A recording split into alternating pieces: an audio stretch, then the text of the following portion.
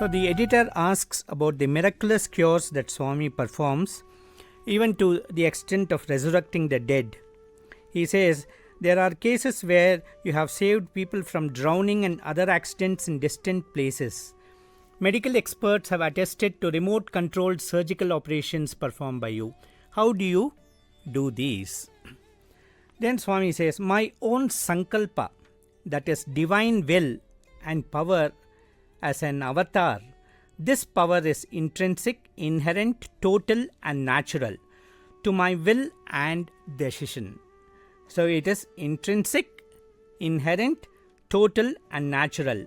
It is intrinsic in the sense, as Swami says, I need to know tantra or yantra to perform the miracles which are natural to my state.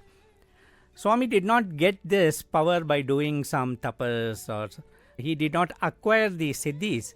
This is a natural expression of the God that he is. These powers are intrinsic to Godhood.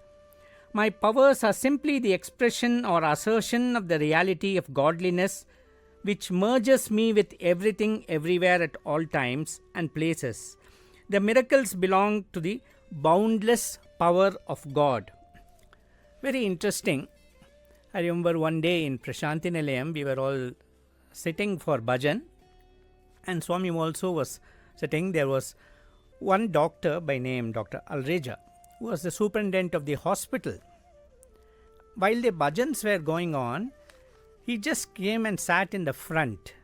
And the moment Swami saw him, Swami went out and talked something to him.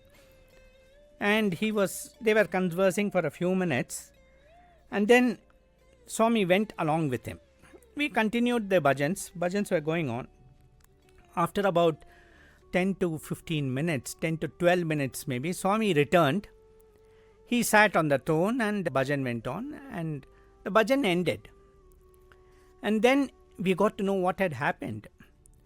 And one of the devotees who was staying at that time in EA1, the first room as soon as you enter Prashanti Nilayam, to the right. This devotee was there. She was on her deathbed. And her son was also in the bhajan group. And the doctors were actually battling with her life and death situation it was. And Swami, the doctor came to tell Swami that, Swami, it's hopeless. She is sinking. And then Swami went with the doctor to that house, even as the bhajans were going on. And Swami said that he went inside and saw, and that lady's last moments had come. So, just as Swami turned and he was about to return, this boy, that lady's son, who was there in the bhajan group, started a bhajan. It was Sai Pita or Mata Sai. The moment Swami heard this first line, Swami turned and asked for a glass of water and poured it into this lady's lip, into her mouth. And everyone thought that in the last minute they normally go Ganga Jal and all that, so maybe that is the end. And then Swami came back and this lady sat up. She had come out of whatever serious problem she was in, and she was taken to the general hospital for checkup. And this boy finished the bhajan. Swami went inside and he went home and he saw the house was empty and his mother was not there, father was not there, everything was open and the house was open. And then someone told him, your mother has been taken to the general hospital. So he went up the hill. There he found his mother was hale and healthy. And so he was very shocked. And next day, I remember Swami told all of us what had happened. This lady was sinking and her final moments had come. And Swami said, as he turned after seeing her, suddenly this boy sang this song, Sai Pita or Mata Sai. And Swami said, my heart melted. Here was his physical mother battling for life, and this child was sitting in the mandir singing a song, a bhajan, and praying to me and calling me as mother and father. He said, my heart melted and I decided to give her back life. And so I asked for water and poured it into her mouth. Swami said, water is symbolic of life. That is why when someone faints, first thing you do is you give water, okay, or if someone has fainted, you sprinkle water on the face. This is what you do. Swami said, so I gave back her life, and she was completely cured, and she lived for many years after that. I remember at least, I think, 2 decades she lived after that. So this is the point that is very interesting. Naturally, the question which people ask is, are all sick people who go to Swami cured? No, it doesn't happen. Okay, what is the explanation for that? We are too small to give an explanation for that. And here is Swami coming out with an explanation from his side. What does he say? He says, I can cure, save, even resurrect, provided they are in a spiritually receptive condition. It is like the positive and the negative currents of electricity. My capacity to heal can be compared to the positive current. Your devotion to me is the negative current. Once the two come together, the devotion provides what is called the miracle of healing. So from our side also, we should have that intrinsic faith.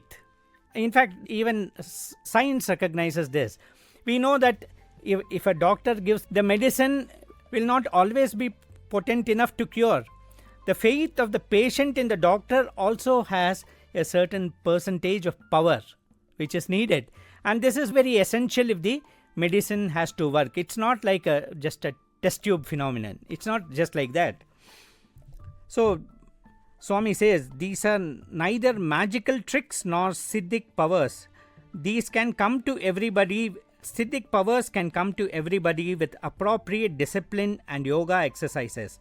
But my power to protect, heal and save people and materialize objects originate in God and can be used only by an avatar. Very clear distinction. Do not get confused. Do not think that I have acquired these powers and these powers will get exhausted once the Sankalpa Shakti wanes. This is the immeasurable power that God alone has. It's like an ocean. It's not like a tumbler of water or a tumbler of liquid, okay, which gets exhausted with a little bit of drinking. Whereas the ocean, nobody can exhaust the ocean. This is what Swami says. Swami says, my own divine will materializes the objects.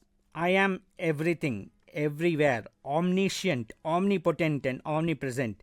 And so whatever I will instantly happens. This willing, many people think that the miracles are only the objects that Swami produces. It is not just this. Swami's Sankalpa can make a super specialty hospital come into existence in 6 months. I remember when the planetarium was to be commissioned. It was the beginning of November. The dome of this was Spitz system. And one professor had been commissioned to go all the way to US to learn everything about the system and come back. And this dome was made in that place in US, and then it was supposed to be cut into triangles, 3-dimensional, and then numbered and packed and sent to India. And in India, seeing the numbers, they were supposed to assemble it. When it arrived in India, I remember it was the end of October or the first week of November. And when it arrived here and they opened the parcel, they found that they had forgotten to number all these plates. And so it was going to be an uphill task to make the dome. And so the engineers who had come here to install the equipment, they said that it is impossible to do it. And so they returned to the Ashoka Hotel where they were staying in Bangalore. And then when this matter was reported to Swami, Swami said, just call the maintenance boys of the Patti hostel and ask them to do this. They will do it. Everyone was shocked. Here were so many qualified engineers, but Swami was asking them to get the boys into action. And they found that whatever piece the boys would hand over, everything fit so perfectly that by the 4th or 5th of November, the dome was in place. And when these engineers were called to install, they refused. They said it's not possible. We told you it will take 3 months for it to happen, and so it can't happen so fast. And when they came there and saw, they were astounded. And I was part of the Vedam group, which was there near the plaque which Swami inaugurated in the third week of November. And as Swami got down, Swami looked at one of the elders and said, "You said that it is not possible for this inauguration to take place today. Look, it is 9 o'clock now, and the inauguration is taking place as willed by me. It is my Sankalpa," Swami said. "I willed that it should happen, and therefore everything had to fall in place." So that Sankalpa Shakti. Swami says that each one of us has this willpower. But this willpower in our hearts has to be fanned and made into a raging flame. It cannot be just like a agarbatti flame, and that small flame which gets put off. It should be like a forest fire. When you develop your Sankalpa to that extent, you can achieve what you want by just willing. This is the willpower that we should develop, and we have to develop this little by little. In fact, this is what we have to do throughout our spiritual life. So this is what Swami says. Swami says, the first imperative of the development is that the receiver of the grace also provides from his or her side the devotion necessary to the consummation. Those who carry the presence of Baba in their hearts like an indwelling God belong to this kind of devotee. They come to me, see me and hear me, experience my love for them and receive it with devotion. Thus they become part of me and my divinity. And then of course Swami says, if you want to understand me, you must dive deep into this ocean of grace. Then only you can get to know what I am. You cannot dabble on the waves and say that, oh, there are no pearls in the ocean. Pearls are not obtained floating on the surface of ocean. In fact, they are values because it is so rare to get a pearl, and you have to do a lot of effort to get the pearl from the bosom of the ocean. To understand Swami, we need to dive deep into this phenomenon, and to understand him, we have to become one with him. This is the message that Swami gives all of us. We will stop with this in this presentation. Om Shanti Shanti Shanti. Jai Bolo Bhagawan Shri Sathya Sai Baba Ji Ki Jai.